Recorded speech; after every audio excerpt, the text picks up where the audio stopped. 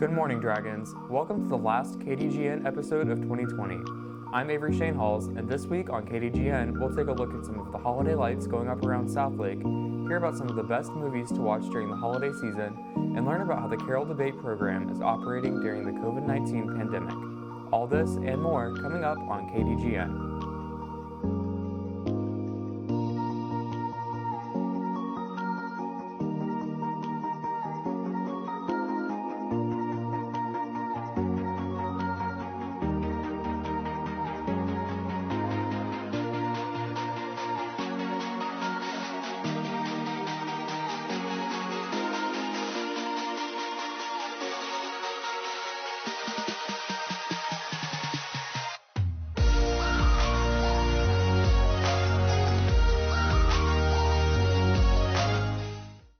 Today is Friday, December 11th.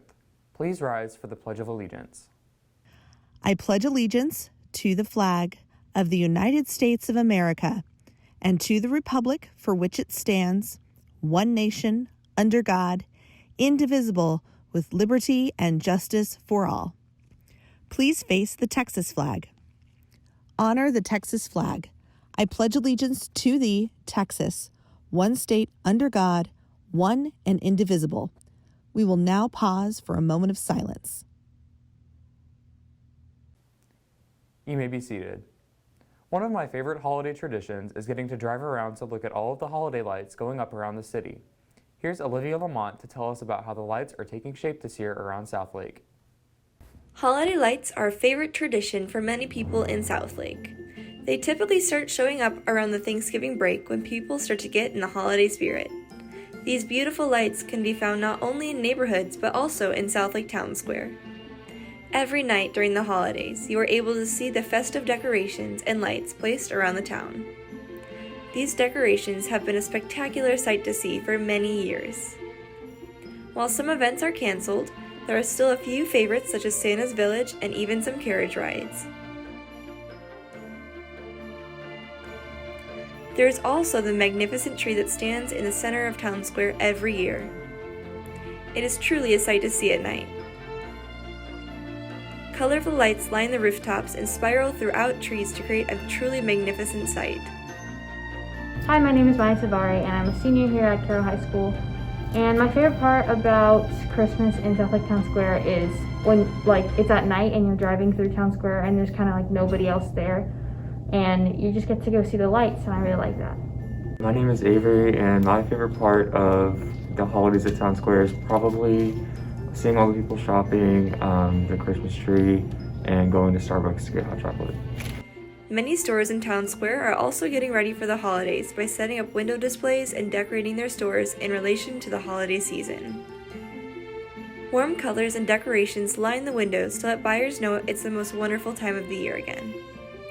Even though the coronavirus is limiting holiday events, it is still very easy to walk around Southlake Town Square or drive by and admire these beautiful lights. This is Olivia Lamont reporting from Kdgn. Outstanding, Olivia. It seems like holiday festivities get earlier and earlier every year. Just 2 weeks ago, Jomo was here anchoring in a turkey costume, and now we're talking to you about holiday decorations. Speaking of holiday festivities, there are so many movies that are worth watching during the holiday season. Here's Sophie Pascal with our top holiday movie recommendations for this year. With movie theaters having limited showings due to COVID-19, holiday movie season looks a little different this year. Here are some films coming to Netflix and Disney Plus for the holiday season. Jingle Jangle: A Christmas Journey is set to release on Netflix on Friday, November 13th. In the gloriously vibrant town of Cobbleton, legendary toymaker Jeronicus Jangle's fanciful inventions burst with whimsy and wonder. But when his trusted apprentice steals his most prized creation, it's up to his equally bright and inventive granddaughter and a long-forgotten invention to heal old wounds and reawaken the magic within. The Princess Switch, Switched Again, is set to air on Netflix on Thursday, November 19th. When Margaret's Christmas coronation complicates her love life, her double Stacy steps in to save the day. But will a third lookalike ruin their plan? Dolly Parton's Christmas on the Square is set to air on Sunday, November 22nd. Seasonal cheer comes to a screeching halt when a cold-hearted woman tries to sell her hometown's land. Can music, magic, and memories change her mind? Disney's A Christmas Carol is coming to Disney Plus on November 6th. A Christmas Carol focuses on the life of a mean-spirited old man named Ebenezer Scrooge. Scrooge is mean to his employees and refuses to give to charity, leading to ghosts awaking him in the night and taking him on adventures to his past, present, and future. Coming to Disney Plus on November 17th is the LEGO Star Wars Holiday Special. The LEGO Star Wars Holiday Special follows the Jedi Rey as she journeys with BB-8 to gain a deeper knowledge of the Force, leaving their friends aboard the Millennium Falcon to prepare for the Wookiee Festival of Life Day. However, Rey's course deviates from traveling to the Wookiee homeworld by a key into an adventure across space and time at a Jedi temple, meeting various figures of galactic history. She must return home in time for Life Day. Hopefully, one of these titles will bring in holiday joy to you and your family this season. This is Sophie Pascal signing off for Kdgn. Thanks, Sophie. This may be a hot topic, but I'm glad to see that you didn't mention the Polar Express. If we're being completely honest, that movie has always been overrated. Speaking of hot topics, despite all that has changed this year, the Carol debate team has been able to find new ways to operate. Here's Andy Best with the story. The pandemic has affected every class in Carol in one way or another, but I began to wonder how one of Carol's most popular classes would work this year, debate. So I decided to interview 3 people who are involved in this program about how debate would work this year. So how is debate class adapted to having students on both online and in person? Yeah, so it's definitely been a bit of a switch up for us, but there's been pros and cons. One of the pros is that we've had the ability to create breakout rooms in Zoom, which is cool because we don't usually get that level of cohesiveness between the events in person. I think that the interaction is really limited because right now in my debate class, I'm the only person, so I can't really talk to people in person or actually do any drills.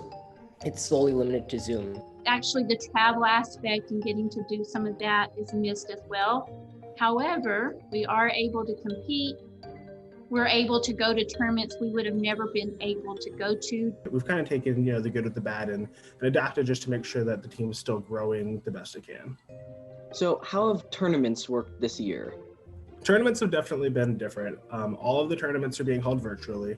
I've actually done a couple of tournaments this year. So normally there's a host school that all the competitors attend. However, right now, the school hosts a virtual meeting where all the competitors virtually go in to join and they engage in the debates. So we've actually competed around America in a virtual sense. We were in Florida 2 weeks ago. This past week, we were in Minnesota. We're going to be in Chicago next week. So they're all held through either a Zoom platform or a platform that our national organization created for us. We have some events called speech and interp events that are pre-recorded and submitted to the tournament.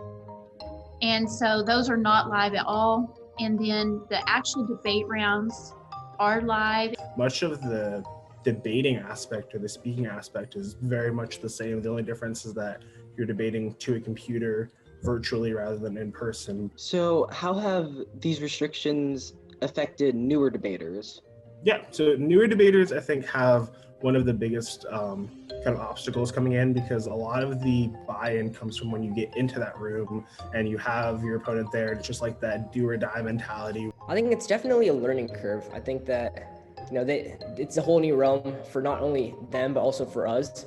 I think that it's more challenging for them because they haven't experienced something like this before. So it's definitely been different. I think it's hard on our newest kids that haven't debated yet. Not having people right there with them to help coach them and guide them, but they're resilient, they're amazing, and they've adapted very well.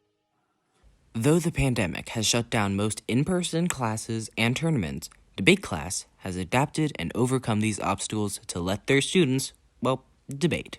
This is Andy Best, reporting for Kdgn. Thank you, Andy. It's been so cool to see how all of our clubs and teams have adapted to everything that has changed this year. That's all we have for you today, Dragons. Until 2021, I'm Avery Shane Hall signing off for Kdgn.